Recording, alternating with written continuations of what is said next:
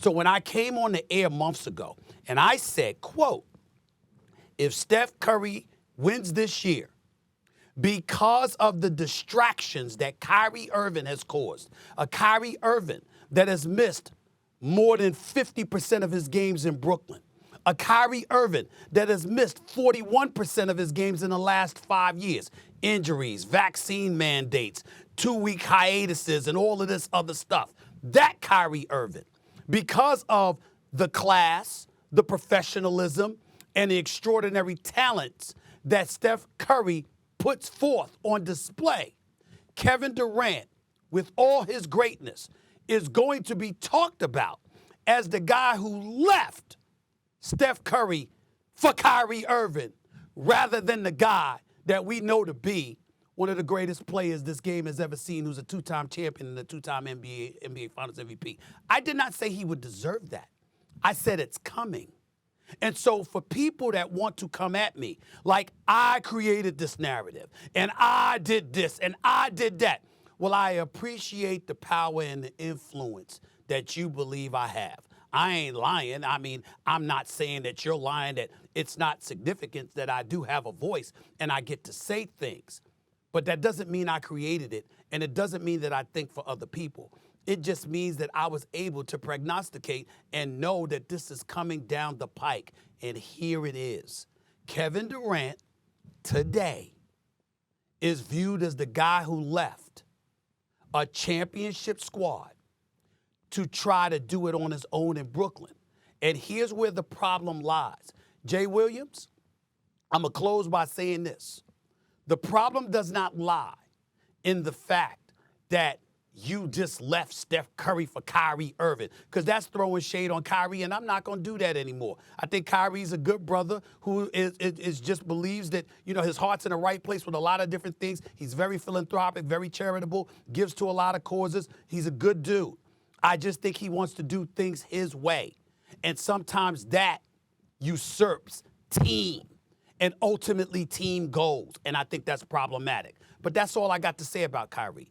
What I really want to say about KD is the way Golden State plays basketball is not the way Brooklyn plays basketball. And you know where I got him, Jay Williams? You know who's the number one eyewitness to that? That validates my validity of that argument 1,000%? It is you, Jay Williams. You know why? Because we sat down across from one another the boardroom, for his 35 ventures, the boardroom.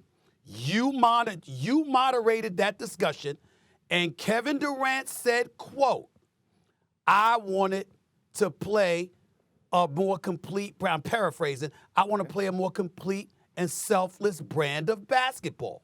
You understand? I felt for my future it was best for me to do that, which is why I went to Golden State. Well, you leave Golden State, who clearly plays team basketball, shares the ball, exhibits selflessness, and wins championships. You left that with the greatest shooter we've ever seen and the greatest shooting backcourt in the history of the game. You left that to go to Brooklyn, where teams are accusing you guys of being relatively predictable because y'all are playing iso ball. He said that, Jay Williams, with you sitting right there. Am I lying about that? No, you are not.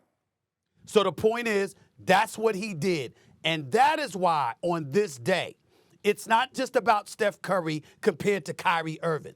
It's about the brand of basketball that the Warriors play that clearly delivers championships against a brand of basketball in Brooklyn that people lament is being played despite the greatness of a Kevin Durant and a Kyrie Irving. That's all I have to say. So, S.A., I'll just slightly push back on one of your points here about how it's a bad look. Very similar when LeBron James left Cleveland to go down to Miami.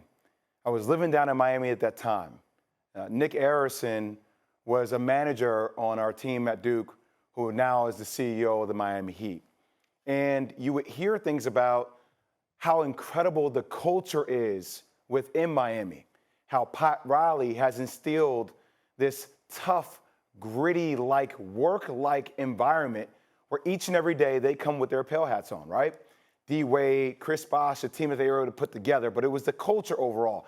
And I think that was a significant learning curve for LeBron about how an organization should be ran at a very high end. Now, he eventually left that organization to go back to Cleveland to bring one back home. I very much look at Golden State similar to that for Kevin Durant.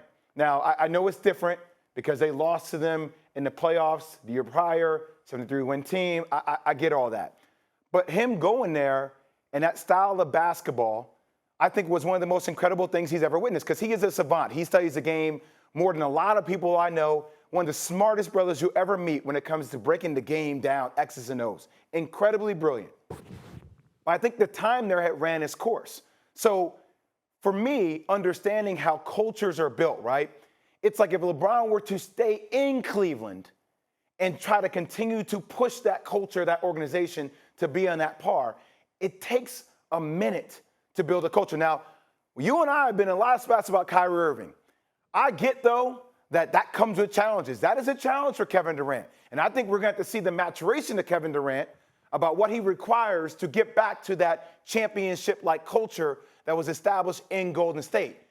That doesn't happen like yesterday. And there are things that are going to need to change over in Brooklyn, Stephen A., and I'll finish up real quick. But I think what we need to see from KD is that maturation where he says, this is mine. And in order for us to continue to move forward, which I think he is doing, things need to operate like this. And I think that needs to happen over in Brooklyn. That takes a second to recreate because the foundation was not established there like it was in Golden State. But it does feel like damned if he does, damn if he doesn't.